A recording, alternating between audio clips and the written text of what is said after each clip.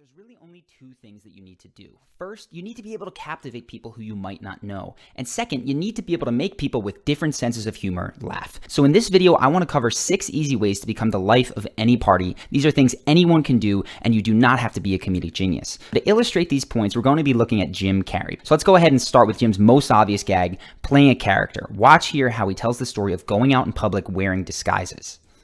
So I got this mustache and I applied it, and I had thick glasses. I had a baseball cap, and I kind of thought I was getting away with it okay. I got inside. Did you? Jim continues, and he finally takes his daughter to this concession stand inside the Cirque du Soleil, thinking that he pulled off this big disguise, and then this happens. So watch how the story that he tells isn't particularly clever, but it's enhanced by the way that he embodies and exaggerates the facial expressions, the tone, and the mannerisms of the characters that he plays. And I kind of had my head down. I went, let me see. I'll have a large T-shirt and a small one for my daughter, please. And I waited, and he didn't seem to be doing anything, so I looked up, and he was staring at me like this. Like he'd just seen Jim Carrey in a fake mustache. Then I started, walking my daughter to the seats, and people were yelling out, "Nice mustache, Jim! Hey guys, look, it's Jim Carrey, a fake mustache!"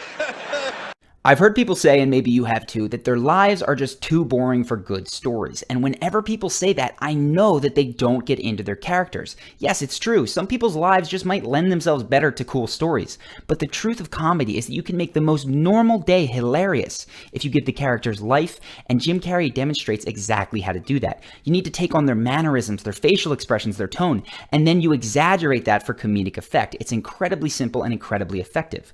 Playing a character is also really helpful when you want to use sarcasm without hurting other people's feelings. So watch here how Jim bashes the band that he's currently singing with, but does so in a way that is unlikely to make anybody upset. Days be merry and bright. Guys, pick a key,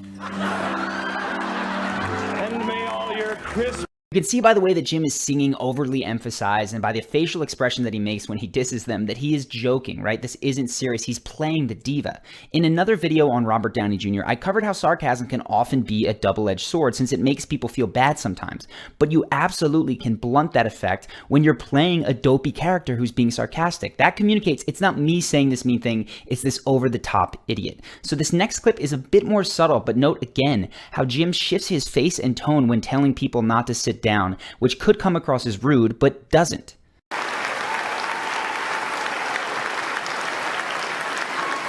What are you sitting down for?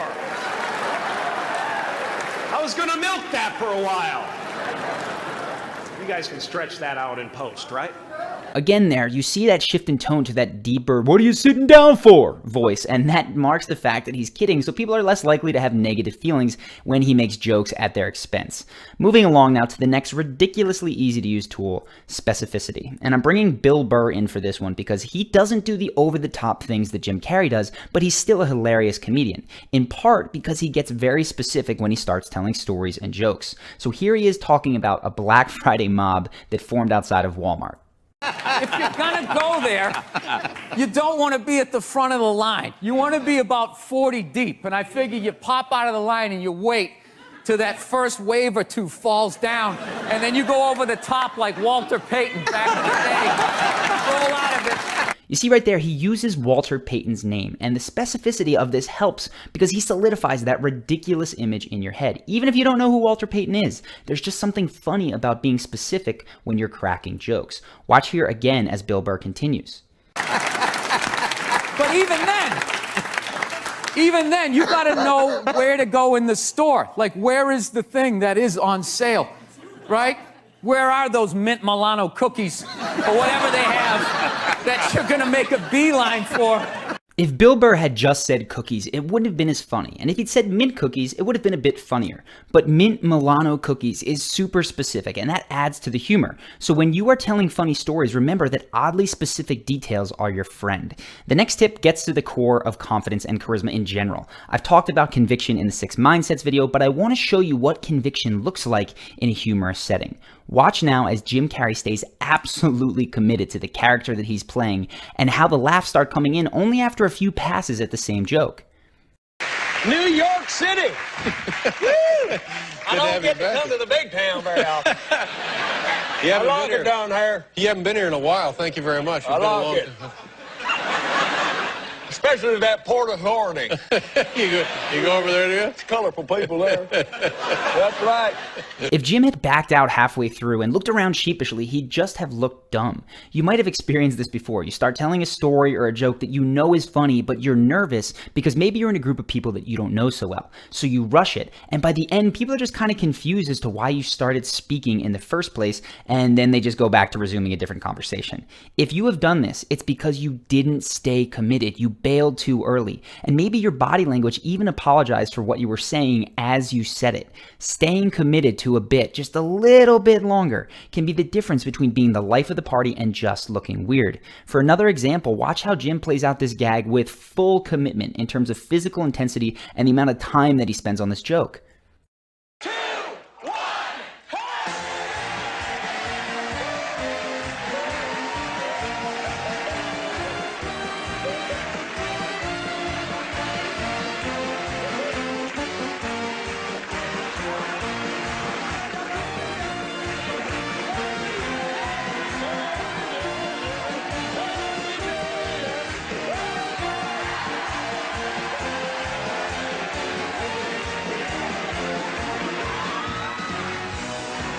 Now, just to be clear, I am not suggesting that you start spitting out drinks at friends' parties. Jim is a zany character, so he goes way over the top. But you get the idea of what commitment looks like. His whole body is into it. He does not hesitate before he runs off the stage, before he grabs the camera, or even before he grabs that woman out of the audience to kiss her. I can't show the whole clip, but 2 minutes later, he winds up back in the studio after having run around outside, taking his shirt off, and he just continues to push that joke to the next level, which is where the humor comes from.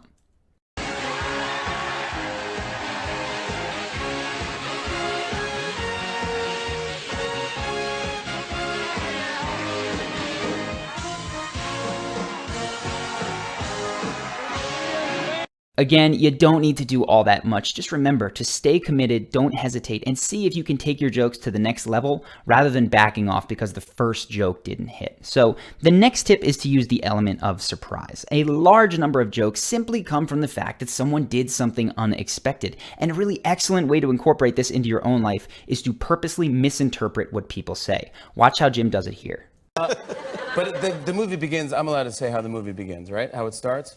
It shows, it's your show. You walk into the theater and you sit down. You get no, every movie. Obviously, Jim knew what he meant, but he's able to create that surprise laugh by purposely answering a question that he wasn't asked. The nice thing about surprise is that it doesn't have to be witty, it doesn't even have to make sense. An odd surprise, for no reason other than it's odd, is plenty to make people laugh. So check out, again, Jim as he makes this joke that has basically no content. Dumb and Dumber 2. It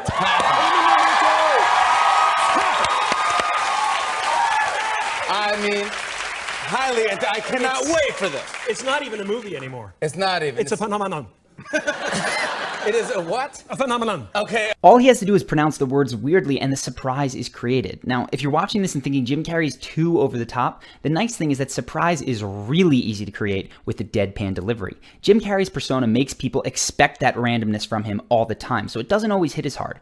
But if you have a more deadpan style, you can really work the surprise angle. Watch here as Bill Burr's tone makes you not expect a joke, and then when there is one, it hits much harder.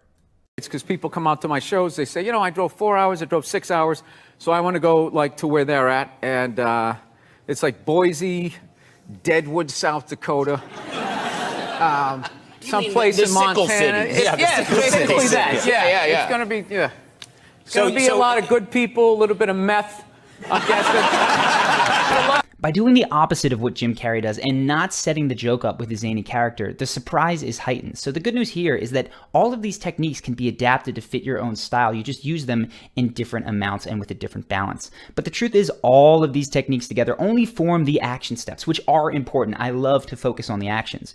But mindsets are going to drive a lot of those little micro cues that can be the difference between a joke landing and a joke bombing. So here's some comedic and life philosophy that underscores all of these techniques and is going to go a long way towards helping you become the life of the party. But to find real peace, you have to let the armor go. Your need for acceptance can make you invisible in this world. This is one of the paradoxes of being the life of the party. If you watch this far and you enjoy this channel, it's because part of you wants to be accepted by other people. You want to be liked, and you do want to be the life of the party. And honestly, there's nothing wrong with that. The thing that I would add to Jim's quote is that you need to figure out whose acceptance you want. If you want to be accepted by everyone, you will not do any of the stuff that Jim Carrey does. You won't be weird, you won't make faces or tell off-putting jokes. You're going to try to blend in, and you will be invisible. So I encourage you not to get attached to the acceptance of any individual or any particular cool social circle. Instead, behave in a way that is fun and amusing for you. Treat other people well, and then look for acceptance from the people who like that. In sum, first, define the kind of person that you want to be and the kind of people whose acceptance you care about. Do not try to be accepted by everyone, because then you truly become invisible. Here's another little mindset. Disappear from show business forever and feel wonderful about what I've done, what I've experienced, what I've been given, but I am always grateful that wherever I go, somehow I did something that makes people brighten. That is the kind of attitude that leads to happiness. That's the kind of attitude that leads to jokes landing. Unfunny people who come across as tryhard ask, how can I be funny? And I get that that is actually the title of some of my videos. I understand that's what people ask. But the funniest people ask themselves, how can I brighten up others? How can I be playful? How can I have fun myself? And once you get that, you'll find that a lot of the techniques I covered flow much more easily, and sometimes without even thinking about them. And then lastly, there's this gem. As someone who's done what you're about to go and do, I can tell you from experience, the effect you have on others is the most valuable currency there is. When he says currency, I think he's referring to the amount of freedom that it grants. Truly, if you can make people feel good or laugh, you are free in ways that many people never experience. You're free to form relationships with just about anyone, to have career opportunities open up that otherwise wouldn't be there, or to date and marry the person that you want.